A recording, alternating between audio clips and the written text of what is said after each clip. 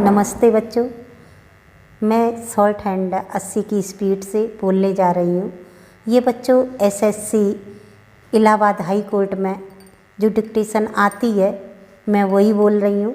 आप लोग इनकी प्रैक्टिस करें और जैसे आपको लगे कि ये हमारे लिए टफ है, एक बार में हम नहीं लिख पा रहे हैं तो इसे 2 बार लिख सकते, इसे 3 बार लिख सकते। इसका नियम है कि 3 बार में आप अच्छे ढंग से लिख सकते हैं और मैं इसके कठिन शब्द भी आपको डालूंगी, आप लिखें। स्टार्ट। महोदय, भारत साहित्य क्लब ने अगले वर्ष में खाद्य सहायता के अतिरिक्त 90 करोड़ डॉलर की गैर योजना सहायता देने का वचन दिया है। हम इसके सदस्य देशों और अन्य मित्र देशों तथा विभिन्न अंतर्राष्ट्रीय संस्थाओं के खाद्य संबंधी और अन्य सामान्य आर्थिक सहायता के लिए आभारी हैं। हमें अपनी मुद्रा में आवश्यक साधन जुटाने होंगे।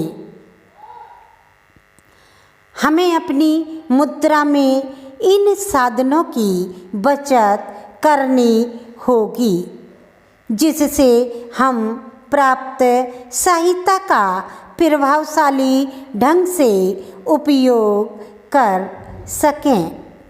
सर्वत्र कठोर वित्तीय अनुशासन की आवश्यकता है, फिर भी हमें सूझबूझ से काम लेकर ध्यान रखना चाहिए कि आवश्यक उत्पादन में कमी ना आए। प्राथमिकता वाली चीज़ों की छोटी सूची में मैं खेती और खेती के लिए आवश्यक सिंचाई और उर्वरकों जैसी चीज़ों, परिवार नियोजन,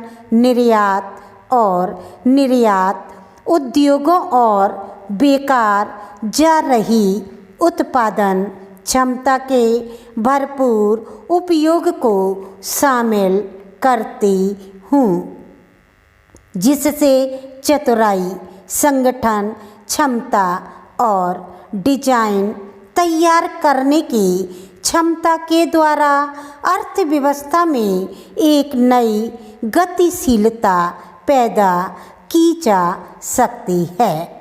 हमें एक नया स्वदेशी आंदोलन शुरू करना चाहिए और उत्पादन की अपनी बढ़ती हुई क्षमता और प्रौद्योगिकी तथा निर्माण संबंधी अपनी कुशलता का पूरा उपयोग करना चाहिए।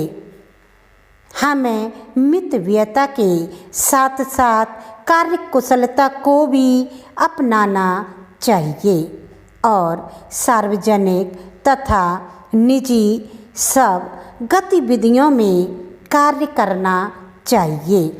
हमें अपने साधनों के भीतर रहना चाहिए और उत्पादन में वृद्धि तथा उत्पादकता में वृद्धि के द्वारा अपने साधनों को बढ़ाना चाहिए। हमारे देशवासियों के सामने जो कठिनाइयाँ हैं मैं उन्हें पूरी तरह से समझती हूँ। बढ़ते हुए दाम और छटनी तथा बेरोजगारी की आशंका हमें इन समस्याओं के राष्ट्रीय हल ढूंढने हैं और ऐसा कोई कार्य नहीं करना है जिससे केवल अस्थायी राहत ही मिलती हो और केवल समाज के एक वर्ग की ही सहायता होती हो, जिससे देश के सब लोगों की सामूहिक भलाई ना होती हो। इन उद्देश्यों की पूर्ति के लिए प्रस्ताव किए गए हैं अथवा जल्दी ही किए जाएंगे।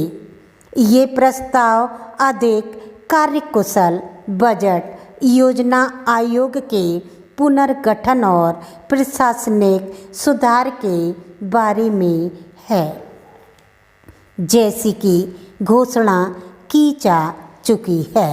हम अपने स्वर्गीय प्रधानमंत्रियों के राजभाषा संबंधी आश्वासनों को कानून सम्मत बनाने के लिए संसद में विधेयक प्रस्तुत करना चाहते हैं।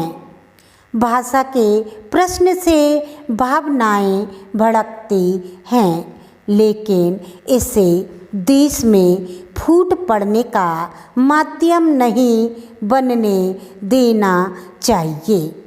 जहाँ तक केंद्र का संबंध है, हम संविधान के 8वें अनुच्छेद में उल्लिखित सब भाषाओं को राष्ट्रीय भाषा मानते हैं।